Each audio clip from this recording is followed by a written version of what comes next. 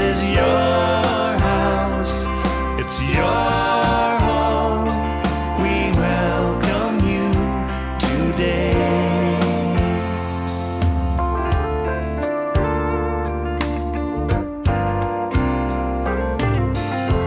As we offer up our hearts and lives, let them be a living sacrifice.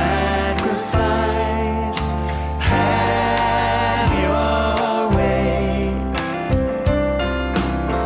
Be glorified in everything we do. Yes, Lord. Be glorified in everything we say. And have your way. This is your house, it's your home. We welcome you, Lord, we welcome you. This is your house, it's your home. We welcome you today. As we pray, oh Lord, draw near. It's your voice we long to hear. Oh, we long to hear from you, 'cause this is your house, it's your home. We welcome you, Lord, we welcome you. This is your house, it's your home. We welcome you today. It's your house, this is your house, it's your home. We welcome you, Lord, we welcome you. This is your house, it's your home. We welcome you today. We welcome you today. Yes, we do. We welcome you today. Oh, yes.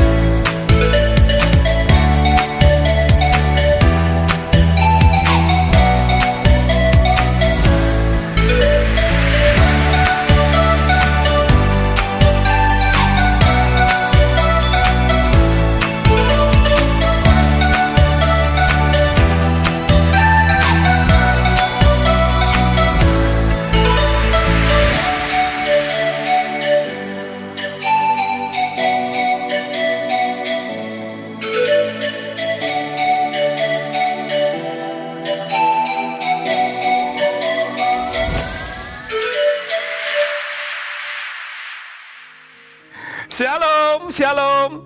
Selamat datang, selamat berjumpa kembali dalam ibadah Church Online Rock Balikpapan. Hari ini spesial karena kita sedang merayakan kenaikan Tuhan Yesus ke sorga. Firman Tuhan hari ini akan dilayani oleh Pendeta Nancy Limantono istri dari Pendeta Roni Daud Simeon, Penatua Rock Balikpapan.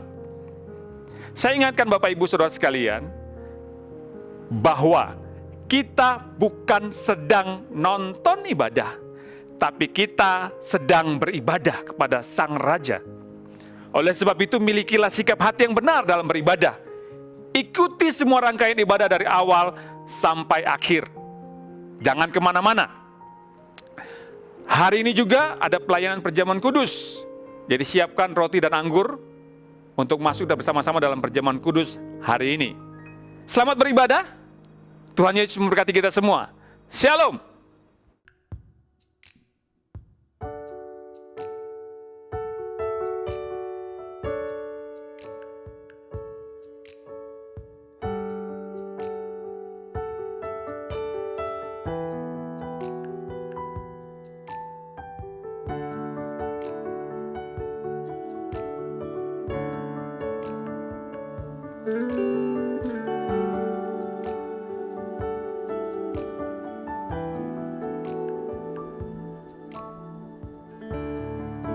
There's nothing worth more that will ever come close.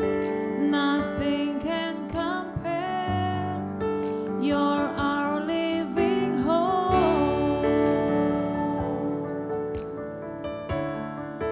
Your presence, Lord.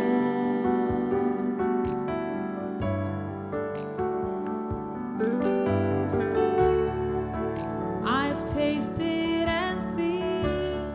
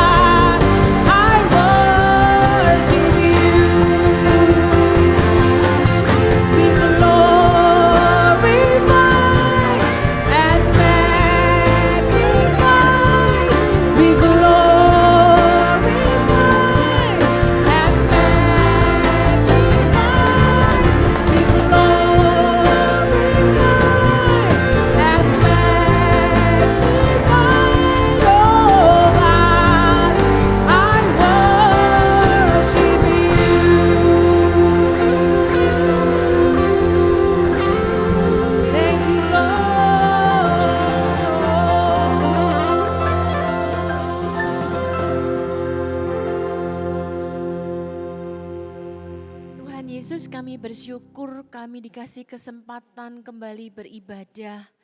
Kami dikasih kesempatan hidup, anugerah-Mu saja Tuhan. Kami sekarang sadar kami tidak akan menyia-nyiakan hidup kami, tapi kami mau lebih maksimal untuk kemuliaan nama-Mu. Berfirmanlah buat kami siang hari ini Tuhan. Kami akan bukan hanya mendengar, tapi kami melakukan dalam hidup kami. Dalam nama Yesus kami bersyukur dan berdoa. Amin. Shalom semuanya Bapak Ibu di rumah. Kalau kita ada saat ini berarti kemurahan yang Tuhan masih kasih. Awal April saya ditelepon oleh salah seorang pekerja. Dia bilang sama saya seperti ini, Bu Nancy, saya dapat kabar. Saya punya teman, dia orang yang sangat mampu, dia orang yang berada. Dengan keuangannya dia bisa beli apapun saja, terpapar COVID. Terus kemudian apa yang terjadi? Dia masuk ke dalam salah satu rumah sakit, sampai 14 hari di rumah sakit tersebut. Menurut ceritanya dia kurang mendapatkan perawatan yang maksimal, sehingga ketika dia minta sambil nangis-nangis ke rumah sakit supaya dipindahkan suaminya, apa yang terjadi memang harus melewati beberapa prosedural, singkat cerita gak keburu dan suaminya meninggal. Pekerja ini telepon sama saya, aduh Bu, dia cerita betapa menyesalnya, uang ada, uang sanggup untuk membeli obat. Tapi kenyataannya waktunya yang gak keburu Bapak Ibu. Seminggu kemudian saya ditelepon juga oleh salah seorang pekerja. Sama halnya seorang yang mampu di bilangan Jakarta Utara, terpapar COVID juga Bapak Ibu. Apa yang terjadi? Tidak sempat, waktunya nggak keburu, meninggal. Bapak Ibu, kenapa sih seseorang kadang-kadang bisa dikatakan meninggal? Karena waktunya nggak keburu Bapak Ibu. Nah, kita bicara tentang waktu. Kalau saya kasih judul, apa yang saya sharingkan pada pagi hari ini adalah nyawa. Kalau kita ada nyawa kita sekarang masih hidup di dalam tubuh kita, berarti kita masih diberi kesempatan dan kita harus bertanggung jawab Bapak Ibu. Oke, tolong dilanjutkan PowerPoint saya. Kita mengisi hari-hari kita, nyawa kita yang masih ada di badan kita. Kita mengisi dengan apa ya? Kita bangun tidur pagi, kemudian apa yang kita lakukan? Kita mesbah keluarga, kita berdoa, kemudian kita sarapan, kita berolahraga, kita melakukan hobi kita bekerja.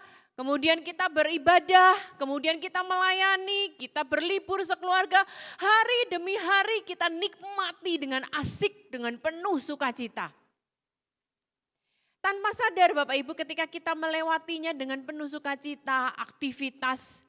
Nah, kita tuh seringkali tanpa sadar Bapak Ibu ya sibuk, kerja, aktivitas, hobi, gadget. Kita sibuk dengan hari-hari kita. Kita lupa bahwa nyawa yang ada di dalam tubuh kita ini adalah pemberian Tuhan sepenuhnya Bapak Ibu. Oke, kita lihat selanjutnya apa yang terjadi. Hari demi hari, jam demi jam, bahkan tahun demi tahun kita lewati. Kita melakukan semuanya dengan penuh sukacita, dengan asik. Tapi Bapak Ibu kita tersadarkan apa yang terjadi dengan adanya COVID-19 ini. Yuk kita lihat selanjutnya apa yang terjadi. Pemerintah Indonesia menetapkan keputusan untuk PSBB. Pembatasan sosial berskala besar. Tapi di beberapa negara kita lihat ada lockdown. Kalau sudah di lockdown pastinya tidak boleh keluar sama sekali. Nah, mari kita lihat Bapak Ibu, yang sebelumnya kita sibuk dengan aktivitas kita asik dengan aktivitas kita. Kenapa begitu pemerintah memutuskan PSBB atau lockdown kita semua taat dan nurut? Karena kita lebih menyayangkan nyawa kita. Kalau kita bicara PSBB, sebelumnya saya juga sharing sama beberapa teman. Aduh sekarang sudah nggak bisa ada transaksi sama sekali.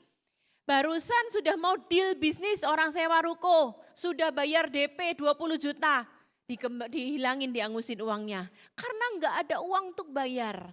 Semua akibat di PSBB dan negara-negara yang alami lockdown, ekonomi pun stuck. Tapi kenapa orang taat, ekonomi stuck, belajar di rumah, tidak ada kegiatan apapun juga, bahkan sampai beberapa teman rambutnya gondrong Bapak Ibu. Karena apa? Nggak bisa potong rambut, nggak bisa cukur sendiri. Tapi kenapa ketaatan dilakukan pada waktu itu? Karena lebih menyayangkan nyawa. Karena kita baru sadar nyawa itu berarti Bapak Ibu. Mari kita lihat selanjutnya. Work from home, kita rela, kita taat. Kita lihat beberapa kota-kota di dunia ini ketika mengalami lockdown. Italia. Italia juga merupakan salah satu negara yang besar juga kematian di sana, yang terpapar COVID. Kemudian Malaysia juga lockdown. Next kan lagi di London lockdown. Next kan lagi juga ada di New York lockdown. New York merupakan salah satu kota terbesar yang terpapar. Dan per hari kemarin, tanggal 22 April, saya sudah melihat berita terakhir 40.000 lebih meninggal di New York. Nyawa itu sangat berarti Bapak Ibu. Nah, semua mau di lockdown karena lebih menyayangkan nyawa daripada keuangan, daripada kegiatan, daripada semua aktivitas-aktivitas yang lain. Oke, selanjutnya mari kita lihat. Nah, tanggal 21 Maret Bapak Ibu, jadi gini, saya ceritakan singkatnya, pertengahan Maret, suami saya Pak Roni itu sudah mulai panas, mulai batuk-batuk, terus kemudian pusing, lemas, Bapak Ibu pergilah ke dokter. Di dokter dilakukan beberapa kali periksa darah, juga dilakukan toraks, ronsen torak Bapak Ibu.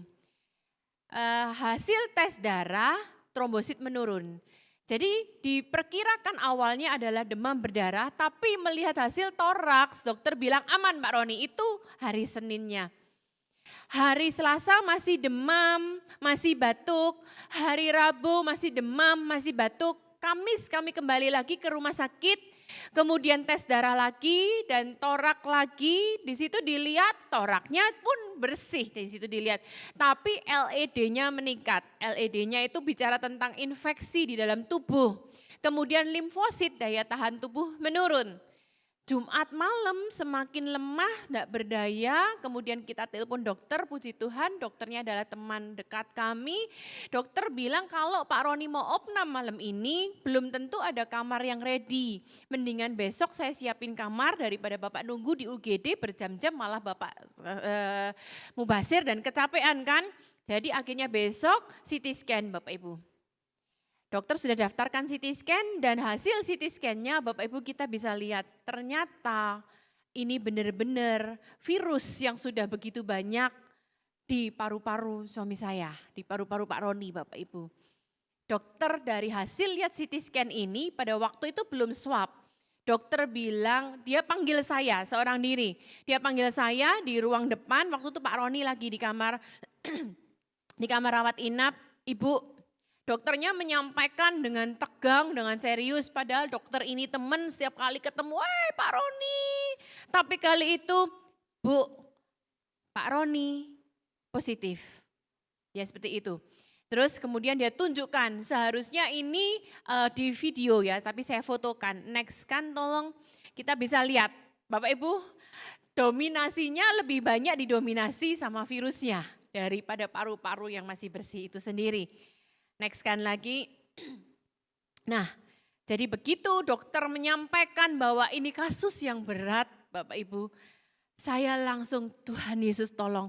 Saya dipanggil seorang diri. Jadi pada waktu itu dokter menjelaskan kepada saya gemeteran seorang diri. Badan saya langsung dingin. Sampai di rumah saya berdoa. Next kan lagi ini setelah dirawat. Pak Roni masuk itu 21 Maret. Ini foto yang sebelah kanan itu Bapak Ibu itu foto torak tanggal 31 Maret. Dan kemarin tes terakhir tanggal 20 April sudah bersih total. Dokter menyatakan oleh kemurahan Tuhan bahwa Bapak udah sembuh, hasil rapid testnya sudah sembuh total dan puji Tuhan semuanya. Tapi saya mau menceritakan betapa hari-hari itu. Gini Bapak Ibu, ketika kita sehat, ketika kita melakukan semua aktivitas kita, jam, hari, waktu demi waktu, kita seringkali kita meremehkan hidup kita. Tapi begitu dokter bilang, Bu, Pak Roni positif. Dan kasus ini kasus yang cukup berat. Saya langsung begitu menghargai nyawa Bapak Ibu. Tolong kita lihat selanjutnya. Ini jadi kondisinya Pak Roni itu demam, kemudian sampai 39 lebih, kemudian nafasnya pendek-pendek Bapak Ibu. Jadi saya begitu video call lihat nafasnya, saya nggak nangis, tapi begitu tutup telepon saya langsung nangis lagi karena nafas Pak Roni udah pendek-pendek, demam tinggi, badannya lemes sekali, terus sempat buang-buang air gitu ya. Nah, akhirnya dibantu pernafasan. Puji Tuhan, teman kami dokter itu sangat pandai. Jadi beliau sudah mempelajari siklusnya. Sebelum sampai tercekik sudah dikasih bantuan pernafasan dulu. Kemudian apa yang terjadi karena begitu banyak obat-obatan antibiotik yang masuk, akhirnya tangan kiri jadi bengkak, tukar ke tangan kanan. Tukar ke tangan kanan pun sampai satu masa akhirnya dia bangun pagi-pagi Pak Roni lihat ternyata suntikan infusnya sudah lepas, balik lagi ke tangan kiri. Ini yang saya mau ceritakan gini Bapak Ibu. Ketika ngalami kayak gini, ketika dokter bilang kasusnya kasus berat, hari demi hari itu berharga Bapak Ibu. Jam demi jam itu berharga. Karena apa? Jam demi jam dimasukkan antibiotik. Ada salah satu obat yang harganya hampir Rp700.000 Bapak Ibu. Saya lihat di bonnya pada waktu Pak Roni pulang, sehari itu bisa 6 kali obat tersebut. Jadi 4 juta lebih hari kemudian. Dalam kondisi seperti itu kita sudah nggak berpikir biaya lagi, yang berpikir kita yang penting nyawa diselamatkan.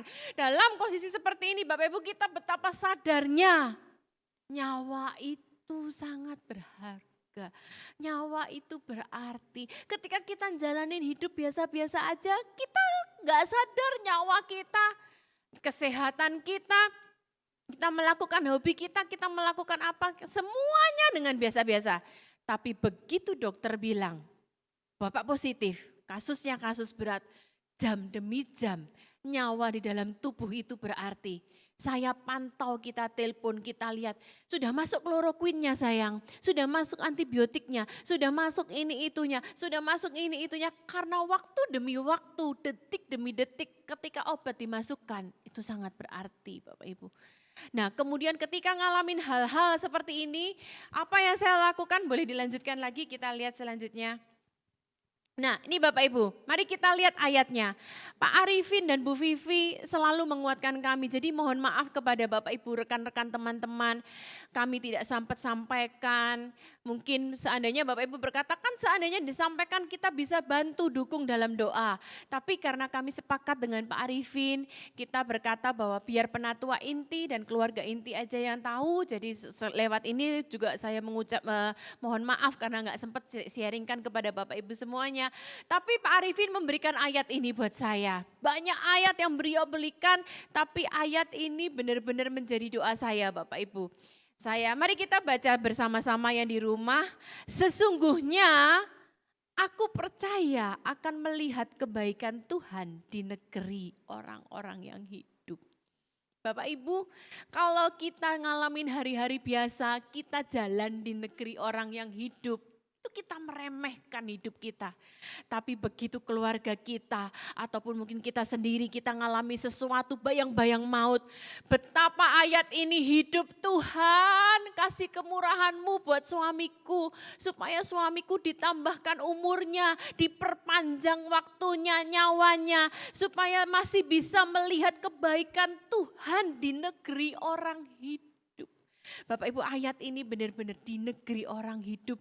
Kita akhirnya menghargai waktu kita, kesempatan kita. Kalau kita masih ada, kalau saat ini saya masih bisa bersaksi, masih bisa sharing firman Tuhan. Berarti kesempatan saya di negeri orang hidup, saya berbagi berkat buat setiap kita. Bapak Ibu, di negeri orang hidup itu luar biasa. Saya berdoa. Saya baru cerita ke suami saya nangisin dia. Itu siang malam Bapak Ibu. Pagi saya mesbah berdoa, Tuhan kasih kesempatan buat suamiku Tuhan. Nyawanya Tuhan Yesus, biarlah dia kasih kesempatan berjalan di negeri orang hidup kembali. Saya perkatakan firman Tuhan.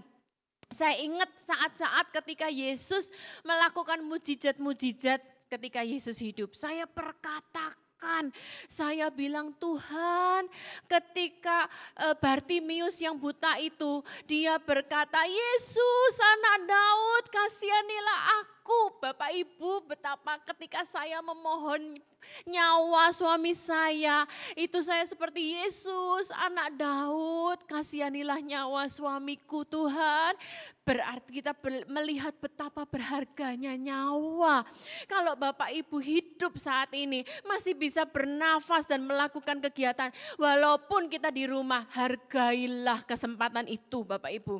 Saya bilang sama Tuhan, Tuhan seperti wanita yang 12 tahun mengalami perdarahan dan dia menjamah jubahmu. Saya perkatakan, Yesus saat ini aku jamah jubahmu, sembuhkan suamiku Tuhan. Wah, kemudian saya berdoa lagi, Tuhan seperti orang kusta yang berdoa, kalau engkau mau Tuhan, engkau bisa menyembuhkan. Saya bilang sama Tuhan, kalau engkau mau Tuhan, engkau pasti bisa menyembuhkan suamiku. Kemudian ada orang kusta, kemudian mereka perwira yang berkata kepada Tuhan Yesus, katakan sepatah kata Tuhan, maka hambaku akan sembuh. Saya berdoa, Yesus katakan sepatah kata aja, aku percaya kalau engkau mau sepatah kata suamiku sembuh. Jadi gini Bapak Ibu, betapa saya nangis, nyawa suamiku berharga buat kami. David, Tirsah, Tevi, kita sekeluarga berdoa, kita video call bersama. Tuhan, biar kami sekeluarga kau izinkan berjalan menikmati kebaikan Tuhan di negeri orang hidup. Betapa kita itu benar-benar doa berseru-seru merendahkan diri sama Tuhan. Kasih Tuhan kita nikmati hidup di negeri orang hidup. Jadi Bapak Ibu kalau sekarang kita ada, Bapak Ibu yang masih menginjakkan kaki di rumah kita masing-masing, masih bisa masak apa yang di rumah, masih walaupun kita sekarang semua mengalami kesulitan ekonomi karena work from home ini, ngucap syukur karena kita masih ada di negeri orang hidup.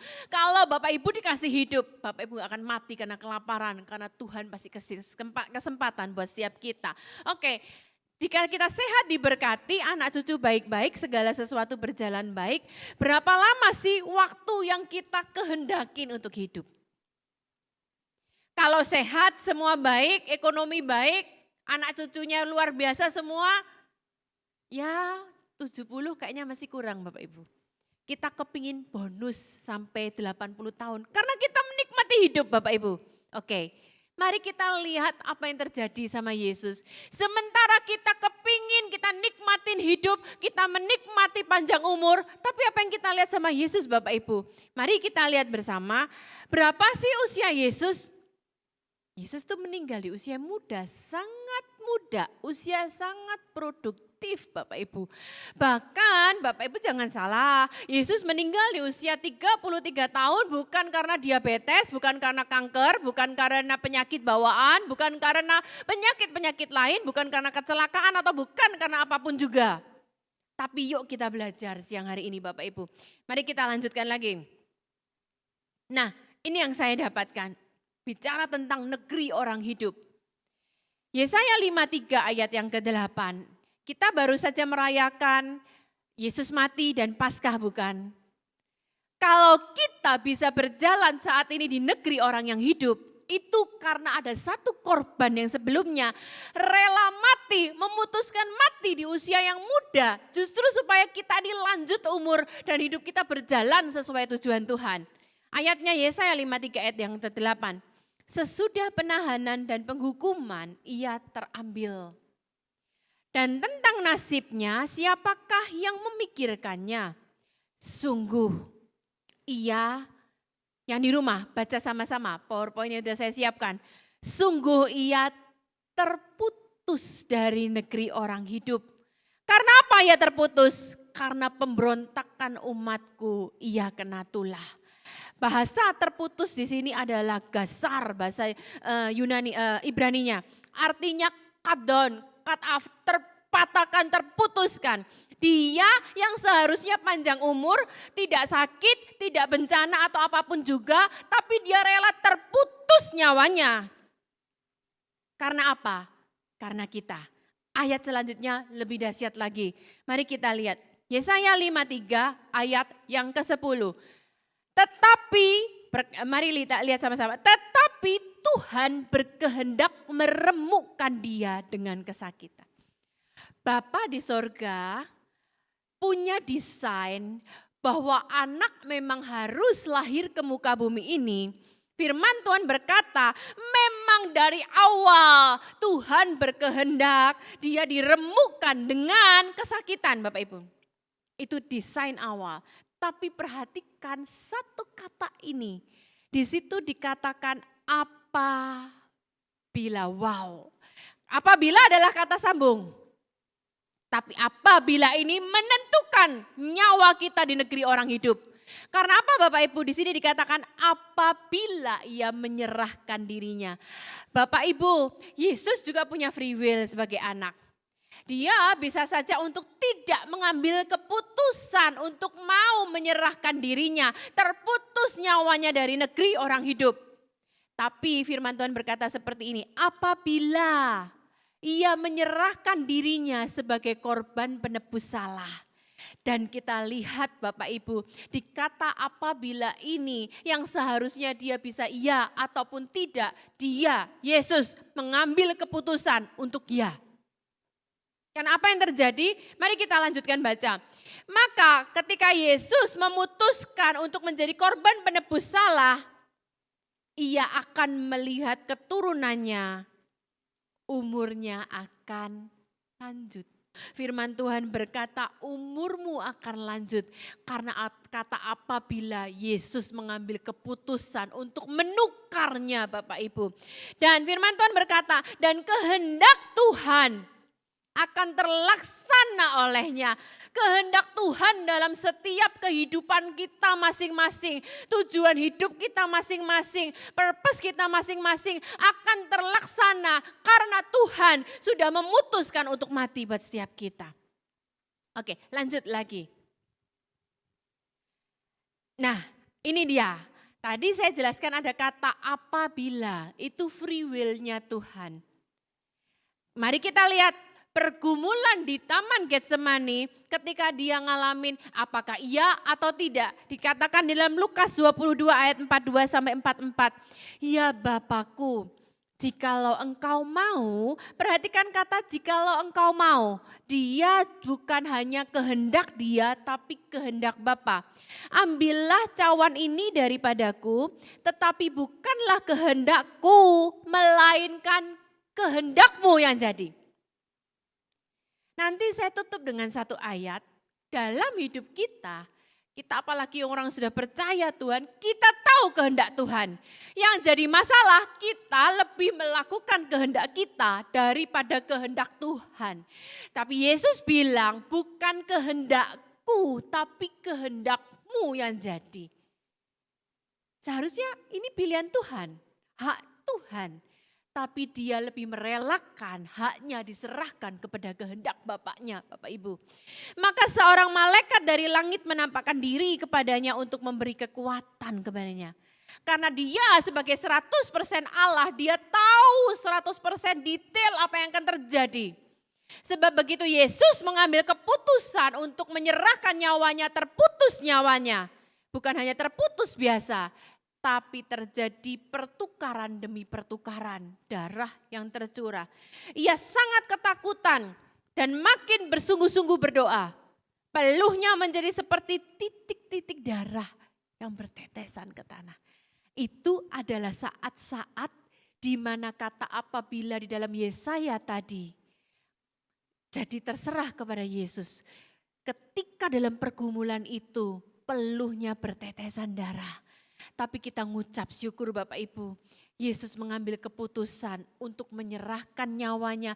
Terputus nyawanya dari negeri orang hidup. Supaya nyawa kita di negeri orang hidup ini kita maksimalkan bagi kemuliaan Tuhan. Lanjutkan lagi. Nah, sebab ketika ia memutuskan untuk mengambil cawan itu, berarti nyawanya terputus dari negeri orang hidup dan akan terjadi pertukaran yang harus ia lunasin semuanya. Di Taman Getsemani ketika peluh darah, ia pernah merasakan rasa ketakutan, ia menggantikan stres kita. Kemudian mahkota duri, bicara kutuk kita digantikan berkat. Bilur-bilurnya bicara tentang segala sakit penyakit kita, ditanggungnya menjadi kesembuhan, menjadi pemulihan.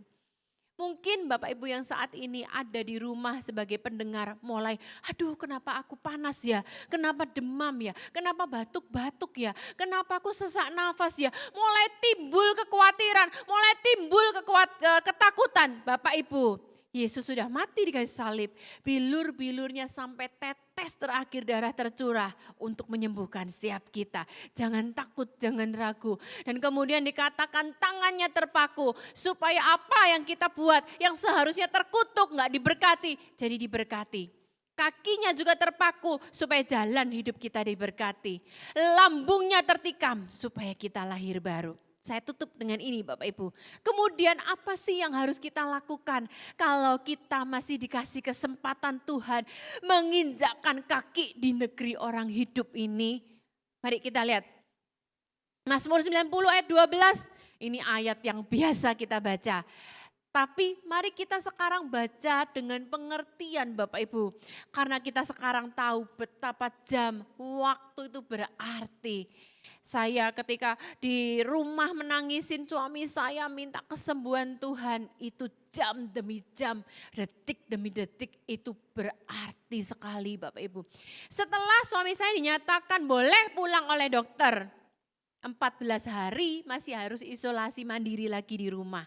Itu kami hitung hari pertama, hari kedua. Karena mau enggak mau saya harus pisah kamar sama suami saya.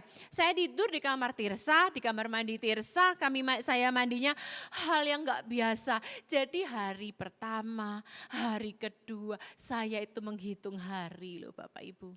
Makanya firman Tuhan ini dahsyat, dikatakan ajarlah kami menghitung hari-hari kami sedemikian. Kalau kita semua sehat, segala sesuatu baik, kita nggak ngitung hari Bapak Ibu. Tapi begitu kita ngalami sesuatu, aduh hari ke-10 sayang, saya cuma bisa WA atau kadang-kadang saya teriak 4 hari lagi kita bisa sama-sama. Wow itu hari, begitu di hari yang ke-14, kami ke dokter dan dokter nyatakan sudah sembuh, dibuatin surat keterangan tidak menular lagi. Saya peluk suami saya, itu berharga sekali Bapak Ibu hari-hari. Maka firman Tuhan berkata, ajarlah kami menghitung hari-hari kami sedemikian. Hingga kami beroleh hati bijaksana. Sekarang setelah saya ngalamin ini sama suami saya, hari demi hari itu berharga loh Bapak Ibu. Setiap kita, kalau kita masih ada di negeri orang hidup, hargai hari-hari kita Bapak Ibu. Jam-jammu berharga. Oke, boleh main gadget masih oke. Tapi perhatikan, jangan sampai itu melebihi dari waktu yang berharga yang Tuhan berikan. Terakhir, Mazmur 143 ayat yang ke-10. Ajarlah aku melakukan kehendak-Mu. Kenapa ada kata ajarlah aku? Bapak Ibu kita ngerti kehendak Tuhan. Kita baca firman Tuhan. Tapi yang jadi masalah kita lebih mengutamakan kehendak kita yang lebih mengasihkan kita, hobi kita, pekerjaan kita yang lebih mengasihkan kita daripada kita melakukan kehendak Tuhan. Makanya firman Tuhan bilang, ajar kami Tuhan supaya kami melakukan kehendak-Mu, bukan kehendak kami sendiri. Seperti Yesus bilang, bukan kehendak-Ku Tuhan, tapi kehendak-Mu yang jadi. Kalau sekarang kita ada, mari kita belajar bukan kehendak kita dulu, tapi kehendak Bapa yang dulu.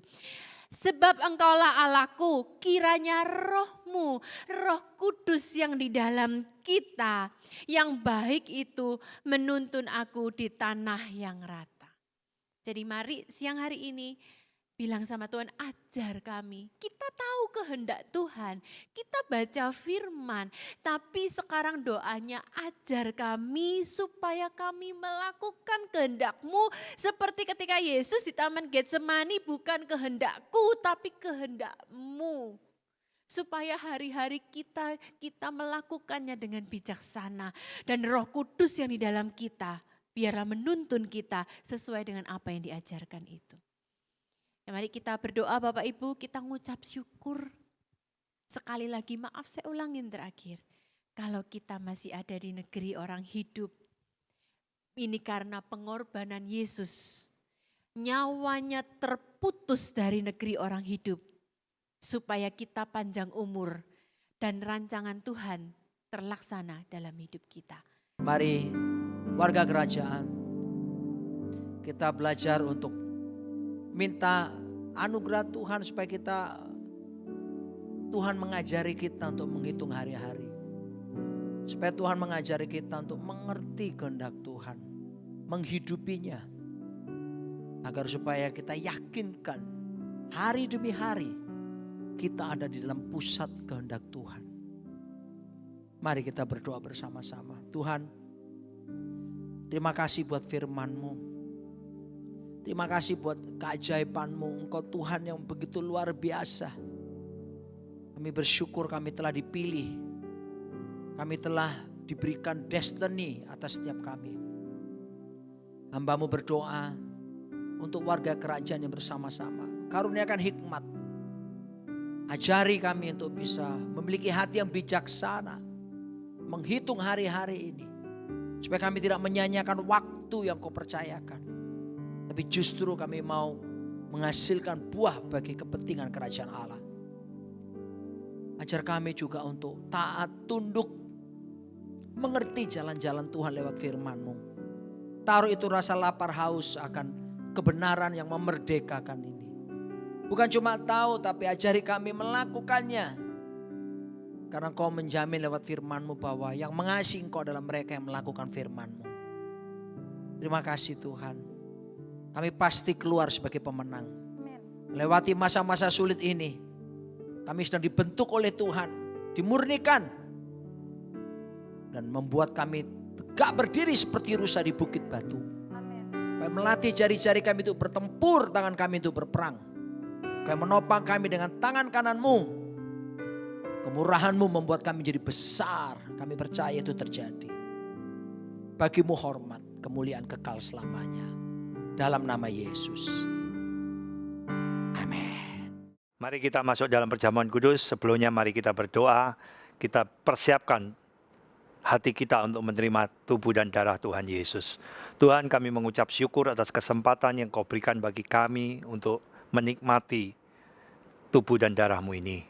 Sucikan, kuduskan, layakkan kami untuk menerimanya di dalam nama Tuhan Yesus. Haleluya. Amin. Kami berikan kesempatan kepada Bapak untuk melayani ibu dan anak-anak di rumah. Mari kami persilakan.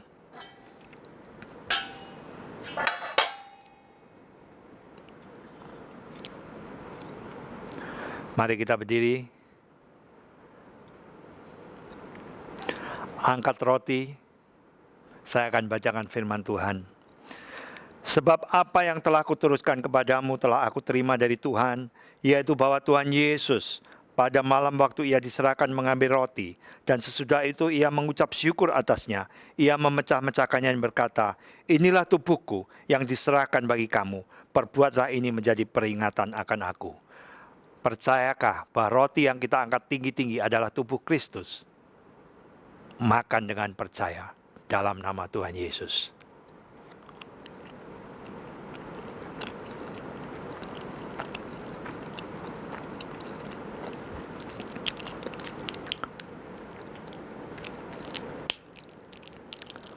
Mari persiapkan cawan saudara. Mari kita baca yang di depan. Aku telah disalibkan bersama dengan Yesus. Tubuh dan darahnya adalah makanan untuk roh manusia. Supaya kita tidak menjadi lemah dan putus asa. Saya akan bacakan firman. Angkat cawan saudara. Demikian juga ia mengambil cawan. Sesudah makan lalu berkata, cawan ini adalah perjanjian baru yang dimeteraikan oleh darahku. Perbuatlah ini setiap kali kamu meminumnya dan menjadi peringatan akan aku. Percayakah bahwa cawan yang kita angkat tinggi-tinggi adalah persekutuan dengan darah Yesus? Minum dengan percaya dalam nama Tuhan Yesus.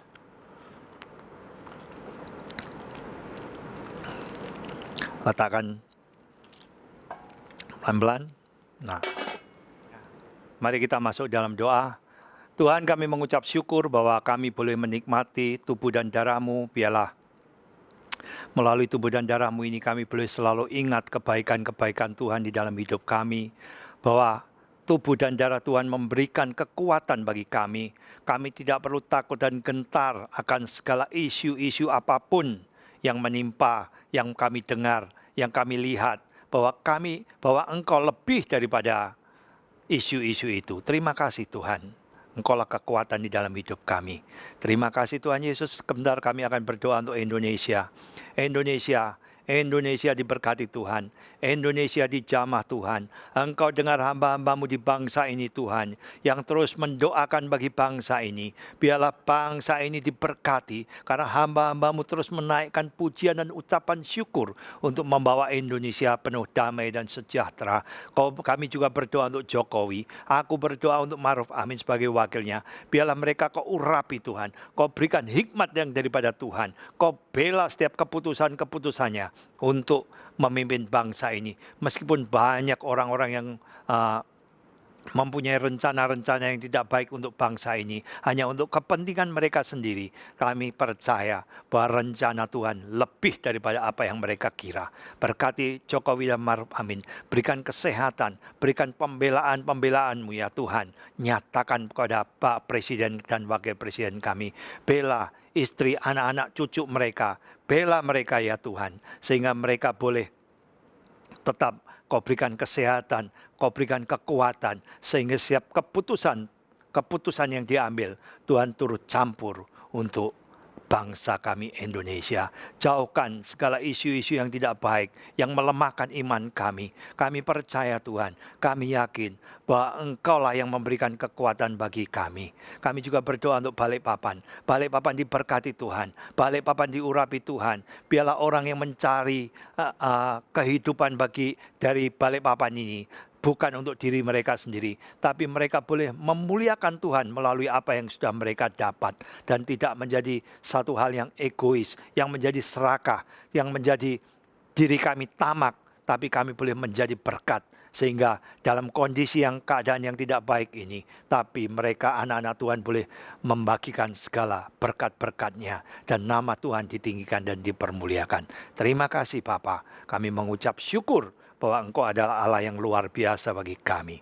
Terima kasih Tuhan, di dalam nama Tuhan Yesus. Haleluya. Amin.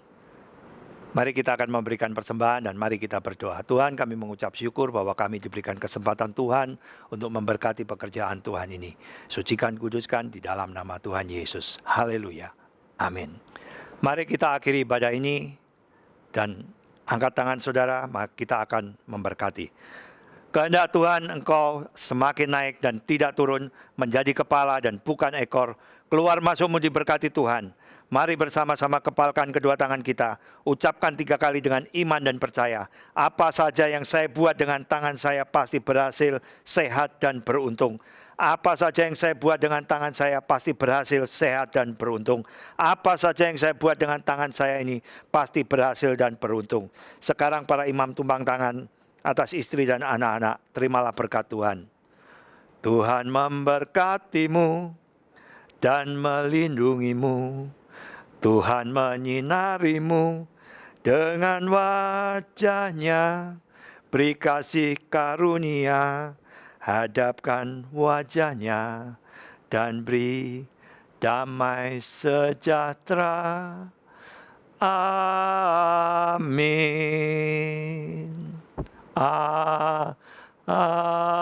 Amin. Tuhan Yesus memberkati.